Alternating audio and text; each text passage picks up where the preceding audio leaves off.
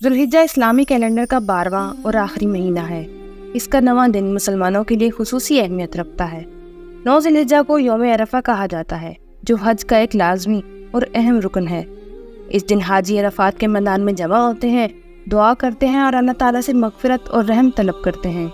یہ دن حاجیوں کے لیے انتہائی اہم ہوتا ہے، کیونکہ رسول اللہ صلی اللہ علیہ وسلم نے فرمایا، حج عرفات ہے۔ عرفات کا دن حج کے رکن اعظم کے طور پر جانا جاتا ہے۔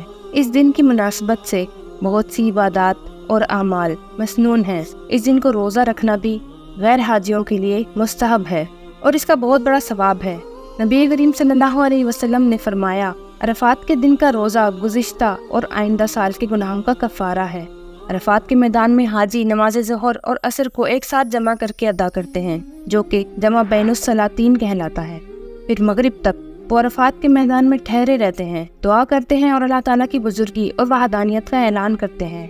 اس دن کی شام کو حاجی مزدلفہ کی طرف روانہ ہوتے ہیں، جہاں وہ مغرب اور عشاء کی نماز ایک ساتھ ادا کرتے ہیں اور رات گزار کر کنکریاں جمع کرتے ہیں تاکہ اگلے دن شیطان کو کنکریاں مار سکیں۔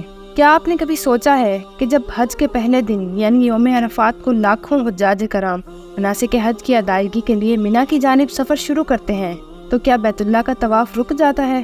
یقیناً نہیں۔ اب آپ سوچ رہے ہوں گے کہ اگر تمام حجاج کرام مناسک حج کی ادائیگی کے لیے مینا کی جانب روانہ ہو جاتے ہیں تو پھر مسجد الحرام میں کون ہوتا ہے؟ آئیے ہم آپ کو بتاتے ہیں۔ 9 ذی الحجہ یعنی یوم عرفات کو جب حجاج کرام مناسک حج کی ادائیگی کے لیے مینا کی وادی کا رخ کرتے ہیں تو اہل مکہ کی خواتین اور بچے یوم خلیف منانے کے لیے مسجد الحرام کا رخ کرتے ہیں۔ یوم خلیف اسلامی تاریخ میں ایک اہم اور مقدس دن ہے۔ یوم خلیف عربی لفظ خلیف سے ماخوذ ہے، جس کا مطلب خالی یا خالی جگہ ہوتا ہے۔ یہ مکہ مکرمہ کے لوگوں کی ایک خوبصورت سالانہ روایت ہے جو یوم عرفہ 9 ذی الحجہ کو منائی جاتی ہے۔ یہ روایت کئی سالوں سے جاری ہے اور اس دن کی خاص بات یہ ہے کہ جب مکہ کے مرد حضرات حج ادا کرنے یا حاجیوں کی مدد کے لیے عرفات کی طرف روانہ ہوتے ہیں تو مکہ کی خواتین، بچے اور بزرگ مسجد الحرام میں جمع ہوتے ہیں۔ اس دن خواتین، بچے اور بزرگ مسجد الحرام میں جمع ہو کر خانہ کعبہ کا طواف کرتے ہیں اور عبادت میں مشغول رہتے ہیں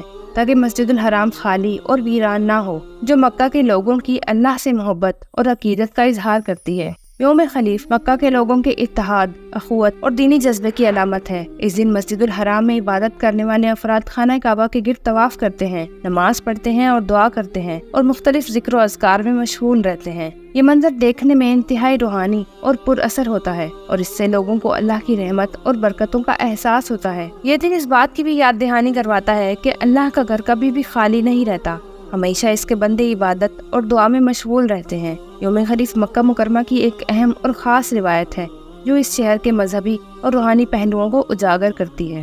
یوم خلیف کو حرم میں خواتین کا دن بھی کہا جاتا ہے، کیونکہ اس دن حرم کعبہ میں زیادہ تر خواتین ہی مطاف میں موجود ہوتی ہیں اور پھر یوم عرفات کے روزے کی صورت میں افطاری کا اہتمام بھی کرتی ہیں۔ اس قدیم روایت کو ہر سال تازہ رکھنے کے لیے اہل مکہ، جنہیں متوففین بھی کہا جاتا ہے، عید الفطر کے ختم ہوتے ہی عازمین حج کے استقبال کی تیاریاں شروع کر دیتے ہیں اور وہ ان زائرین کی آمد کے منتظر ہوتے ہیں اور خواتین مہمانوں کو خوش آمدید کہنے اور ان کے قیام کے لیے اپنے گھروں کو تیار کرتی ہیں۔ یوم عرفات کو یہی خواتین اور بچے مسجد الحرام میں اور ان کے مرد مینا میں عبادت اور حجاج کرام کی مدد کرتے ہیں اور پھر یوم عرفات کے روزے کی صورت میں افطاری کا اہتمام بھی کرتے ہیں۔